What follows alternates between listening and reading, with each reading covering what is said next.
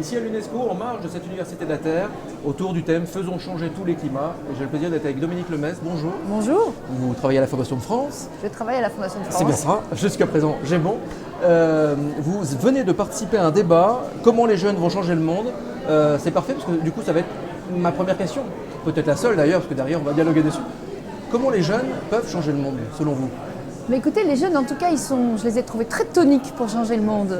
Un peu amers sur l'état dans lequel leurs aînés le leur laissent, mais plein d'idées, notamment à travers les entreprises pour changer le monde. Changer l'entreprise, lui la rendre plus solidaire et mener des vies engagées à travers tous les aspects de la vie, c'est-à-dire à la fois sur le plan personnel, mais aussi sur le plan de l'entreprise, sur le plan de la vie publique. Ce sont des jeunes qui ont aussi des engagements politiques et ils ont vraiment envie de tout changer. C'est très très frappant. Ils ont envie, mais est-ce que vous sentez qu'ils sentent qu'ils peuvent? Je pense qu'ils sentent qu'ils peuvent, Ouais. oui. Ils sentent qu'ils peuvent. Ils sont persuadés qu'ils peuvent. Et je crois que les nouveaux médias les aident à ça. Parce qu'ils savent qu'ils peuvent se relier avec énormément d'autres gens et faire des effets leviers importants. Et ça, c'est peut-être nouveau par rapport à des générations qui ne sont pas nées avec Internet. C'est-à-dire qu'on dit souvent, ou on a dit souvent, que les jeunes n'étaient peut-être pas forcément préparés à affronter cette accélération, à affronter tous ces nouveaux outils. Ils les pratiquent sans forcément prendre la hauteur nécessaire pour les comprendre. Moi, je les trouve je les trouve complètement acclimatés à ça. Ils sont nés avec, ils vont vite, ils ont 1000 engagements. Peut-être que le plus gros défi pour eux, c'est ce que j'ai essayé de dire ce matin, c'est dans une société où les individus ont conquis leur autonomie, c'est d'arriver à refaire société ensemble. Que ce ne soit pas une juxtaposition de projets personnels ou de systèmes de valeurs personnelles, mais qu'on arrive à recréer des ensembles collectifs cohérents.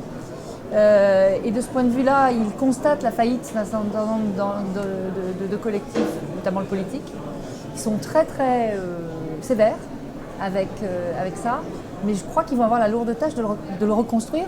Oui, ils sont obligés. Et donc il leur faut de l'énergie, ils sont obligés. Il leur faut pas mal d'énergie, oui.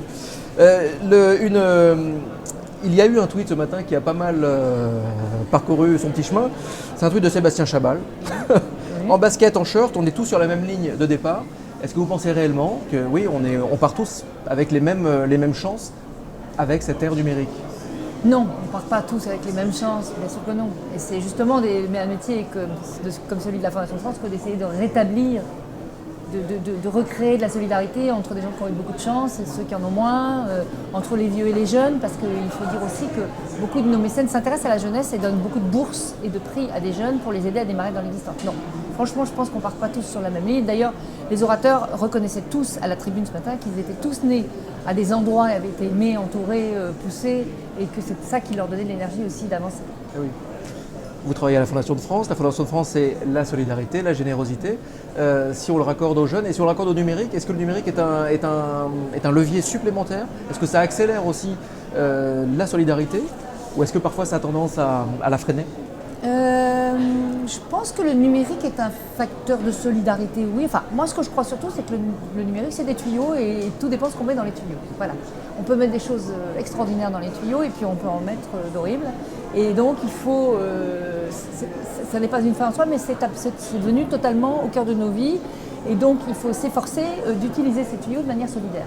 Je crois qu'il y a beaucoup de gens qui le font, c'est ce que je disais de cette jeunesse, qui apprend à se relier comme ça. Maintenant, je pense que ça ne fait pas tout non plus. Je crois que les gens aussi ont besoin de se voir. Donc, il va falloir doser entre le besoin d'humanité physique et puis ces outils formidables qui décuplent l'énergie et qui... Ça ne remplace pas, ça accélère, ça décuple, mais ça ne Alors, remplace pas. maintenant, il va falloir aussi faire attention à ce qu'il n'y ait pas des gens qui soient exclus de ce système. Ouais. Parce qu'il y en a encore. Et pas simplement des personnes âgées ou pas simplement... il y a des gens qui n'accèdent pas au dispositif, qui ne savent pas comment l'utiliser et qui de fait vont se retrouver exclus de beaucoup de choses, puisqu'il y a beaucoup de choses qui passent maintenant par ces modes numériques. Il faut veiller à ne pas les oublier. Il faut veiller à ne pas les oublier. Dominique Lemesse, merci beaucoup. Je vous en prie.